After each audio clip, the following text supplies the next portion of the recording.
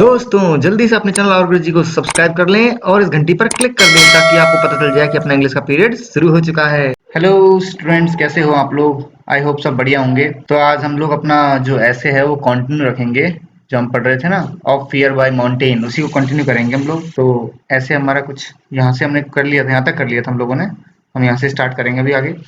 The thing in the world I am most afraid of is fear. That passion alone and the trouble of it exceeding all other accidents.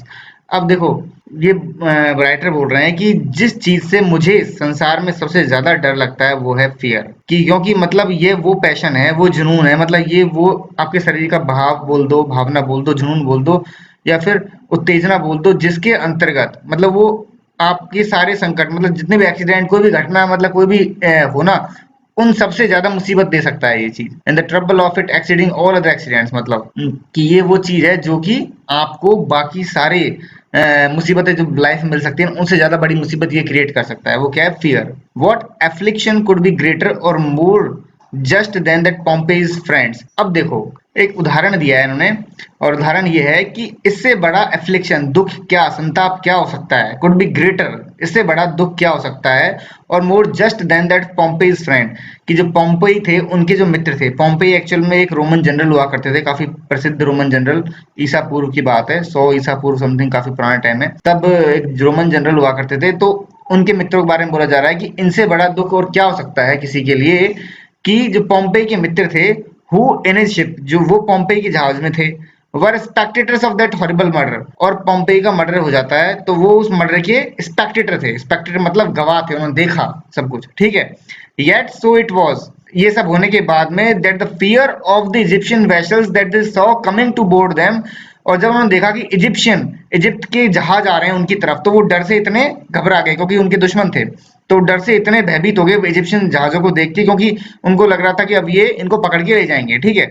तो वो डर से बिल्कुल भर गए, और डर से इतने भर गए कि possess them with so great alarm, वो इतने ज्यादा चिंतित हो गए, इतने ज्यादा, मतलब बोल सकते डर ने उनको कब्जे में कर लिया, that it is observe that they thought of nothing but calling upon the mariners to make haste. उन्होंने सिर्फ एक ही चीज ऑब्जर्व करी, और वो ये था, एक चीज के अलावा उन्होंने कुछ और ऑब्जर्व नहीं किया। उन्होंने बस ये किया कि भाई सभी जो साथी थे उनसे, मैरिनर्स थे जो जहाज चलाने वाले थे, उन सबसे बोला कि जल्दी करो, फटाफट करो, और सारी ताकत लगा के, by force of oars to escape away, सारी ताकत लगा के पतवार चलाओ और यहाँ से बच के निकलो।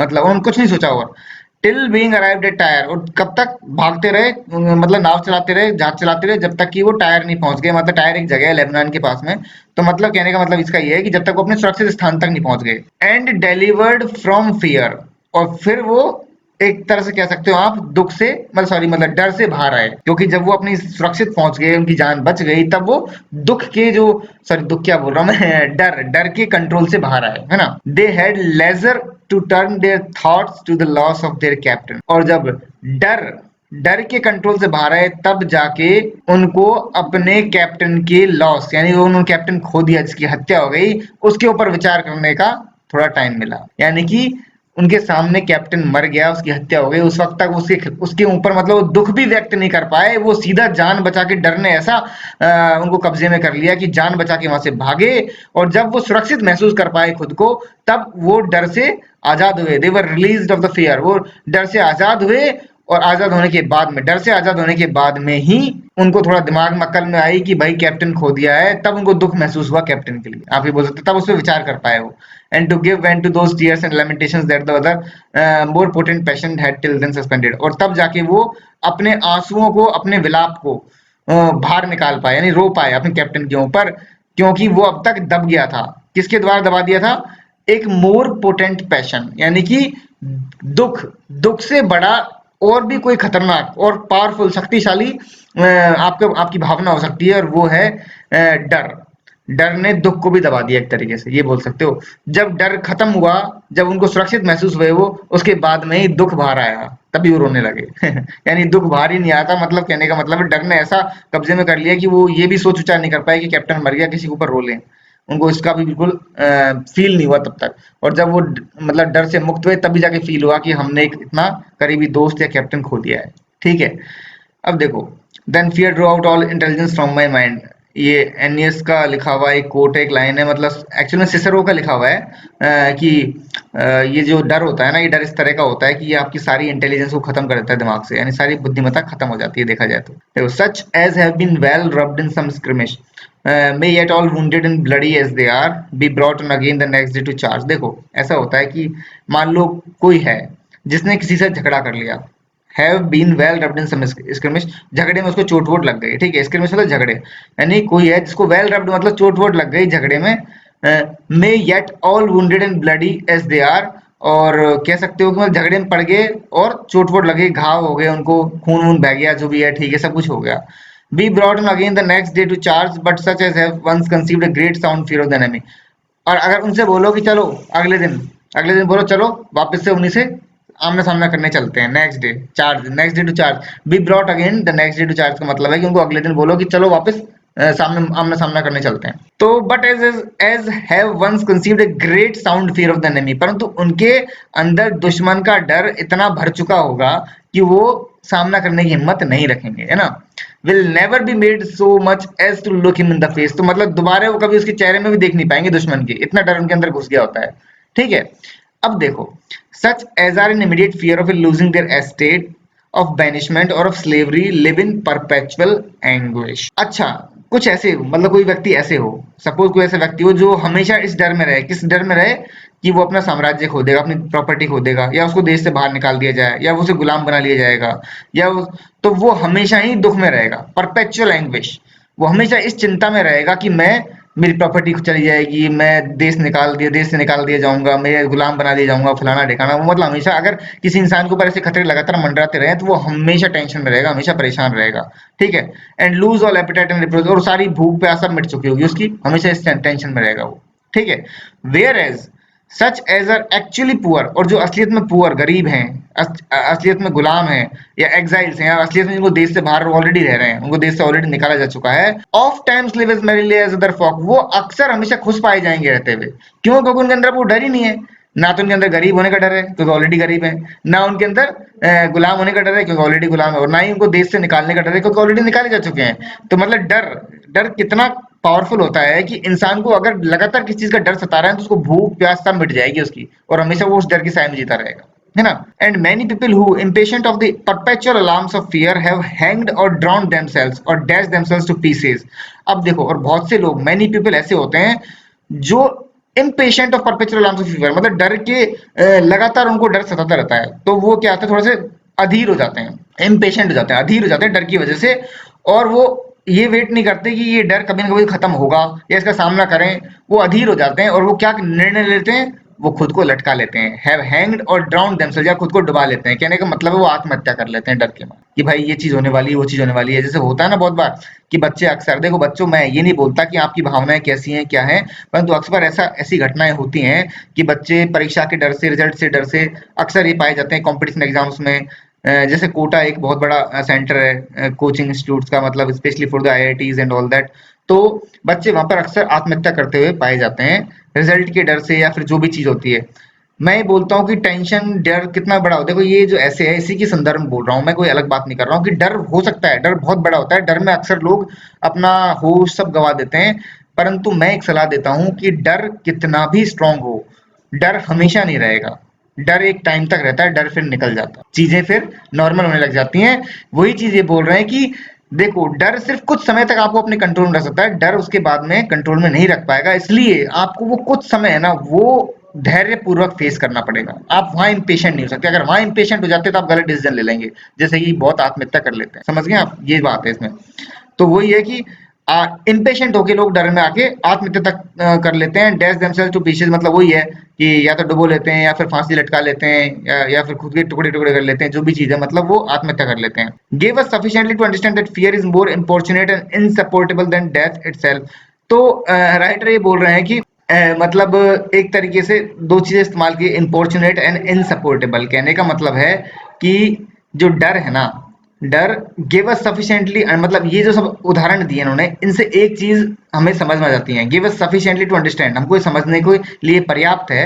ये सब उदाहरण हमारे समझने के लिए पर्याप्त है। क्या समझने के लिए पर्याप्त है? That fear is more importunate and insupportable, कि जो डर है ना वो ज्यादा एक तरीके से परसिस्टेंट होता है, एक तरीके से असहनीय होता है। इनसपोर्टेबल इम्पोर्चुनेट का मतलब ये होता है कि जो चीज जिद्दी पने से टिकी रहे और हमारे लिए एक तरह से असहनीय हो जाए बाद में। तो डर जो होता है ना वो इस तरह का होता है कि वो असहनीय और जिद्दीपने से टिका रहता है, मतलब हमारे ऊपर मंडराता रहता है। देन डेथ इटसेल्फ, यानी मृत्यु से भी ज्यादा जिद्दी जो चीज है या जो परेशान करने वाली है वो डर को बताया गया है ना। तो राइटर इन सब उदाहरण को देखिए बता रहे हैं कि डर इस तरह का होता है कि वो मृत्यु से भी ज्यादा आपको परेशान करता है एक तरीके से, जब आप जीवित हैं जब। ठीक है, तो the Greeks acknowledged another kind of fear. अब देखो, ग्रीक्स जो थे ना, ग्रीस के वासी, उन्होंने एक दूसरे तरह का डर महसूस किया। अब एक और उदाहरण दे रहे हैं कि एक और डर महसूस किया इन्होंने कि differing from any we have spoken of yet, कि ये उन सभी डरों से अलग है जिन डरों की हमने अभी तक डिस्कशन किया है। That surprises us without any visible cause, और ये डर हमको अक्सर चकित कर देता है, मतलब इसके कोई हमको कारण भी नजर नहीं आते कि ऐसा क्यों हो रहा है।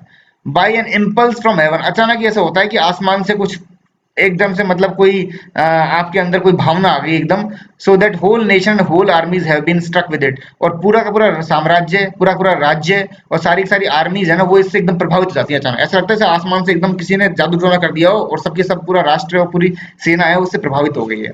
ठीक है, such a one was that which was brought so wonderful in desolation upon the Carthage, और इसी तरह का एक जो डर है ना वो एक बार आप बोल सकते हो कार्थेज में हुआ। कार्थेज जगह है ना, वहां पे हुआ ऐसा। तो हुआ क्या वहां पे? Way nothing was to be heard, वहां कुछ सुनाई नहीं दिया। But affrighted voices and outcries, सिर्फ चिल्लाती हुई आवाजें और लोग चिल्ला रहे हैं भयभीत होकर, सिर्फ ये आवाजें आ रही थी अचानक ही। where the inhabitants were seen to sally out of their houses as to an alarm, वहां जो निवासी थे वो अचानक अपने घरों से बाहर निकलने लगे, क्योंकि एकदम अलार्म, एकदम वो चौकन्ने हो गए ना कि क्या हो रहा है, कौन चिल्ला रहा है, कैसे चिल्ला रहा है, सब घर से बाहर बाहर निकल के देखने लगे। And there to charge wound and kill one another, और पाया कि वो सब के सब आपस में ही लड़ रहे हैं, सब एक दूसरे को अटैक कर रहे हैं, घायल कर रहे हैं, मार रहे हैं एक दूसरे को। As if they had been enemies come to surprise the city, इस तरीके से जैसे कि दुश्मनों ने अटैक कर दिया अचानक राज्य पे, शहर पे अचानक अटैक कर दिया हो दुश्मनों ने, और वो सरप्राइज हो गए हैं और वो एकदम आपस में लड़ने लग गए हो। उस तरीके से शहर के निवासी आपस में लड़ने लग गए थे, पता नहीं क्या हुआ उनमें। All things were in disorder and fury till with prayers and sacrifices, और आप कह सकते हो कि जो सारी की सारी चीजें थी ना एकदम वहां पर डिसऑर्डर हो गया, कोई ऑर्डर नहीं, कोई कंट्रोल नहीं। एंड फ्यूरी, और एकदम लोग गुस्से में नजर आ रहे हैं आपस में, और लड़ रहे हैं, मार रहे हैं, काट रहे हैं। विद प्रेयर्स एंड सैक्रिफाइसेस, और कंट्रोल में कब आए वो? जब प्रार्थनाएं की गई या फिर पता नहीं कुछ बलि दी गई, राम जाने क्या क्या दिया गया। And they had appease the gods, उन्होंने अपने भगवानों को प्रसन्न किया, मतलब वही सुपरस्टिशन वगैरह इन्होंने अपनाए कि भाई प्रार्थनाएं वार्थनाएं शुरू हुई, बलि दी गई, भगवानों को प्रसन्न किया गया। And this is that they call panic terror, और फिर जाके वो कंट्रोल हुआ। और इस डर को इन्होंने बोला है कि ये डर क्या कहलाता है? पैनिक टेरर कहलाता है। क्या कहलाता है? Panic terror. अब पैनिक टेरर तो एक्चुअली जो शाब्दिक अर्थ है ना वो इस तरह का होता है कि जब कुछ होने का आपको डाउट हो कि कुछ होने वाला है, और वो कुछ होने से पहले ही आप खुद एक्शन ले लेते हैं कि भाई ये डर, सपोज मान लो पता चले कि आपको ये सामने वाला व्यक्ति तो मेरे पर अटैक करने वाला है, मुझे मारने वाला है। वो मारने वाला है कि नहीं ये तो पता नहीं, परंतु आपके अंदर डर बैठ गया कि ये तो मारने वाला है। तो आप दिमाग में बैठती क्या करूँ, ये तो मुझे मारने वाला है। आप इतने में ही उसके अटैक करने से पहले, वो कुछ करेगा ही नहीं, आप ही उस पर अटैक कर दोगे। अब जब आपने अटैक कर दिया तो भाई साहब सामने वाला तो फिर देखेगा, वो जान बचाने के लिए आप पे हमला करेगा ही। तो ये है पैनिक टेरर, मतलब पैनिक टेरर, कि ये लोग आपस में हमला क्यों करने लगे? क्योंकि इनके दिमाग में कोई डर बैठ गया कि ये सामने वाला मेरे को मारेगा। अब वो स्टार्टिंग कहाँ से हुई? स्टार्टिंग में दो लोगों में, तीन लोगों में कुछ झगड़ा शुरू हुआ होगा। तो उन्होंने आपस में कोई रंजिश हो गया, जो भी होगा, कि हाँ ये पर्सन, इससे मेरी दुश्मनी चल रही है, ये मुझ पर अटैक करेगा। वो अटैक के चक्कर में जिसने, जिसको डाउट होगा उसने पहले अटैक कर दिया होगा, तो लड़ाई झगड़ा शुरू हो गया। इतने में आसपास पड़ोसी आए होंगे, उन्होंने देखा होगा कि क्या हो रहा है। अब वो अटैक, वहां पर ऐसा माहौल हो गया होगा कि पड़ोसियों को आपस में डर लग रहा होगा कि ये हम पे हमला ना हो जाए, तो वो खुद की रक्षा में वो अटैक कर दिए होंगे। इस तरह से धीरे धीरे धीरे धीरे पूरा का पूरा शहर ही सम्मिलित हो गया उसमें, कि भाई सबको डर लग गया कि ये मेरे को मारेगा, वो मुझे मारेगा, और वो मुझे मारे इससे पहले मैं इसे ही मार दूं। वो वाली चीज आ गई। तो इसको बोलते हैं पैनिक टेरर, कि आप पैनिक में आ गए, पहले ही डर में आ गए कि ये मेरे को मारेगा। तो ये चीज है, तो ये एक नए तरह का डर बता दिया इन्होंने। तो समझ में आया ये ऐसे, एक्चुअल में ये ऐसे काफी इंटरेस्टिंग था, और काफी आपको अच्छा भी लगा होगा, डिफरेंट तरह का ऐसे था। तो एक्सप्लेनेशन तो अपनी हो गई है ना। मैंने पिछली बार बोला था कि एक्सप्लेनेशन होने के बाद में मैं कुछ इंपॉर्टेंट क्वेश्चंस बताऊंगा जो इस ऐसे में से बन सकते हैं, ठीक है। तो अभी हम लोग उन्हीं को देखते हैं। तो देखो, पहला जो क्वेश्चन बन सकता है वही बन सकता है कि आपको अलग अलग तरीके की जो डर है, डिफरेंट टाइप्स ऑफ फियर, है ना, उनको एक्सप्लेन करने के लिए पूछ रहे हैं मोन्टेन। मतलब मोन्टेन के द्वारा जो, सॉरी मोन्टेन थोड़ी पूछेंगे, मतलब एग्जाम में पूछ ले आपसे कि ये डिफरेंट तरह के डर कौन कौन से दिखाए गए हैं माउंटेन के ऐसे में, ठीक है, ऑफ फियर में, ये सब पूछ सकते हैं आपको। तो आप बताओगे कि भाई ऐसा डर विच मेक्स यू रन, जो आपको भागने पे मजबूर कर दे, मतलब डर के मारे आप भागने लग जाओ। आप उदाहरण दे देना जो इस ऐसे में है कि कैसे दो लोग, मतलब कैसे डर के मारे लोग भागने लग जाते हैं। या फिर ऐसा डर जो आपको फ्रीज कर दे, जमा दे, आप डर के मारे हिल ही नहीं पाओ, है ना। तो आप उसके उदाहरण, उस राजा का उदाहरण दे सकते हैं जिसका कमांडर बोलता है कि अगर आप यहाँ से हिले नहीं तो मैं आपको मार दूंगा, क्योंकि आपको मर जाना ठीक है, वरना पकड़े जाओगे, इससे बढ़िया तो मैं ही मार दूंगा आपको, है ना।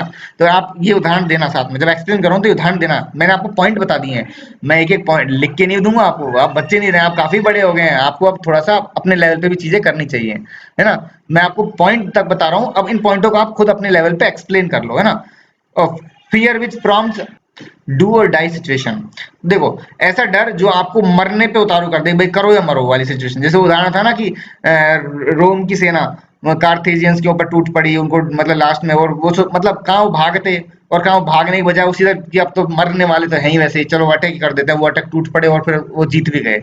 तो वही वाली कि ऐसा डर जो आपको करने या मरने पर उतारू कर दे।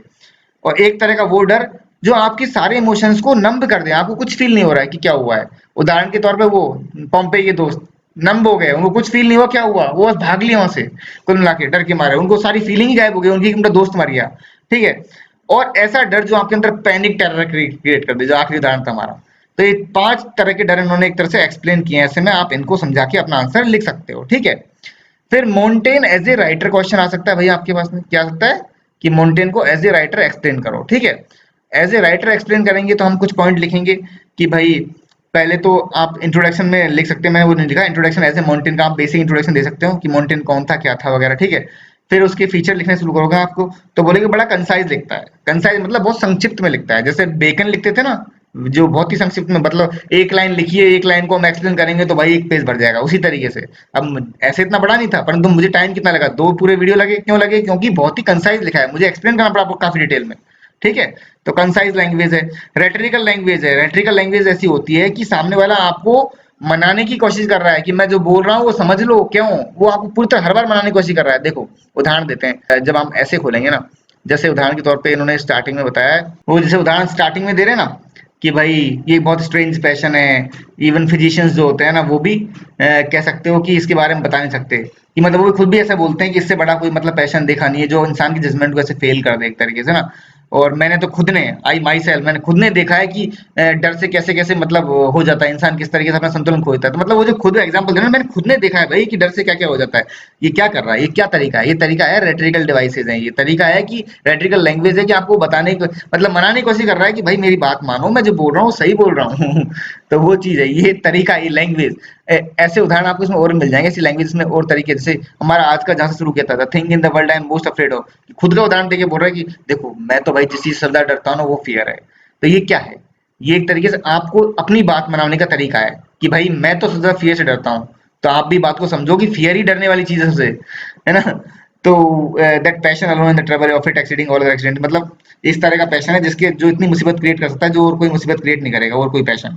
तो ये जो इस तरह से जो लैंग्वेज लिखी जाती है ना, इसको रेटरिकल लैंग्वेज बोलते हैं, जिसमें सामने राइटर आपको किसी बात को मनवाने की कोशिश कर रहा है, आपको राजी कर रहा है कि मैं जो बोल रहा हूँ उस बात को मान लो आप समझ गए।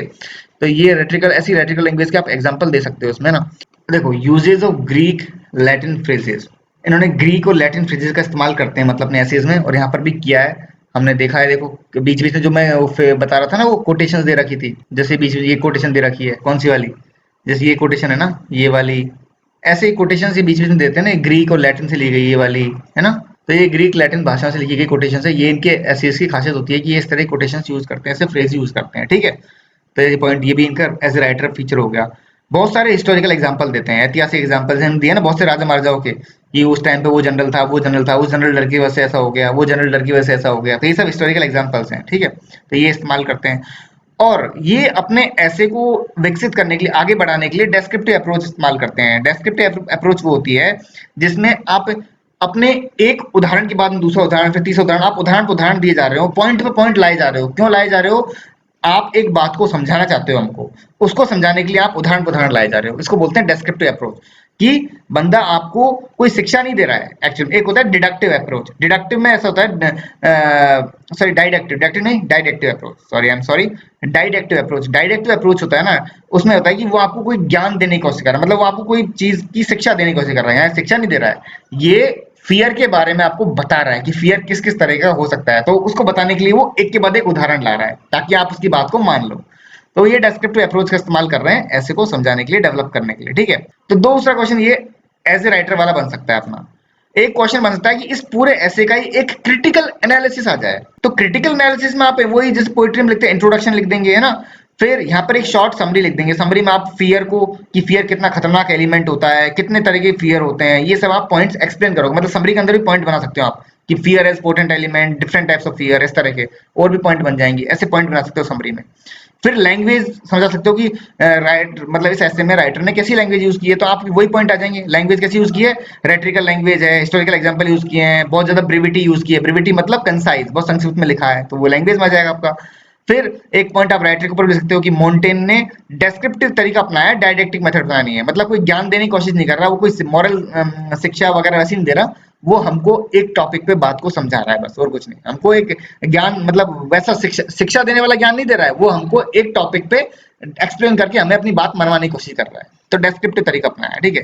और फिर हम कंक्लूजन निकाल लेंगे कि इस ऐसे का जो कंक्लूजन ऐसा है कि फियर एक बहुत पोटेंट एलिमेंट है, फलाना दिखाना है, और फियर बहुत तरह के होते हैं। इस तरह के राइटर ने फियर को बताया बहुत से एग्जांपल्स देके हमको, और इस तरह से फियर की एक बहुत उन्होंने कह सकते हो हमारे सामने एक इमेज क्रिएट करी है, बहुत अच्छा उन्होंने एक्सप्लेनेशन दिया है। तो इस तरह का आप एक कंक्लूड कर दोगे फिर पूरे ऐसे को, तो समझ में आ गया हो। क्रिटिकल एनालिसिस ऐसे निकाला जाता है, मतलब इस तरह से आप क्रिटिकल एनालिसिस लिख सकते हो ऐसे का भी। तो ये दो तीन क्वेश्चन मेरे हिसाब से ज्यादा इंपॉर्टेंट है इस ऐसे में से, और भी कोई बन जाए तो राम जाने, वो तो टीचर पे डिपेंड करता है, पेपर बनाने वाले पे। बाकी मेरी तरफ से तीन क्वेश्चन इंपॉर्टेंट रहेंगे इसमें, ठीक है बच्चों। तो अगर कुछ और समझ में नहीं आया हो तो आप लोग मुझे कमेंट बॉक्स में पूछ लेना।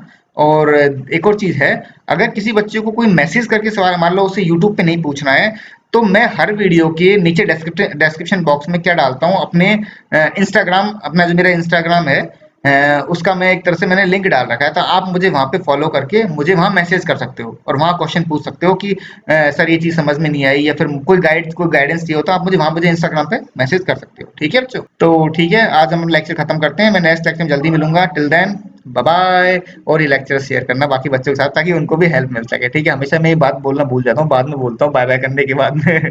चलो ठीक है, मिलते हैं नेक्स्ट लेक्चर में, बाय बाय।